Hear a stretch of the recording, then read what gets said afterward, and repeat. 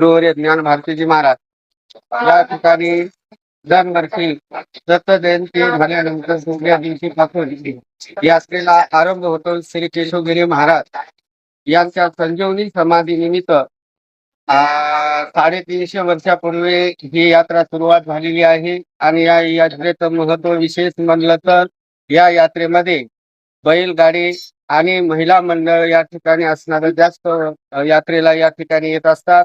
आणि बऱ्याच भक्त मंडळांची या केशवगिरी महाराज संस्थान समाधी पशी जे काही मनोकामना त्याने व्यक्त केल्या त्या पूर्ण होतात. आणि त्या नेण्याकरताही निमतानं सर्व भक्त मंडळी आपल्या नांदेड जिल्ह्यातून नाही तर 2-3 जिल्ह्यातून बाहेरून सुद्धा या ठिकाणी असणार आपल्या या केशवगिरी महाराज संस्थान या ठिकाणी यात्रेसाठी येत असतात. यात्रा खूप चांगल्या पद्धतीनं सर्व परिसरातील मंडळी गावकरी मंडळी यांच्या सहकार्यानं या ठिकाणी होत असतात. यात्रेमध्ये कसल्याही प्रकारचं धार्मिक कार्यक्रमाव्यतिरिक्त बाकी कोणताही कार्यक्रम या ठिकाणी नसतो. फक्त दर्शनाचं महत्व या ठिकाणी असल्यामुळे आणि दर्शनासाठीच असणारं दूरदूरून सर्व भाविक भक्त मंडळी आणि सर्वात जास्त महिला मंडळी येत असतात. आणि त्यांनाही सर्व संस्थांतर्फे गावकरी मंडळी व पंचक्रोशीतील भक्त मंडळी या ठिकाणी सगळे सहकार्य करतात.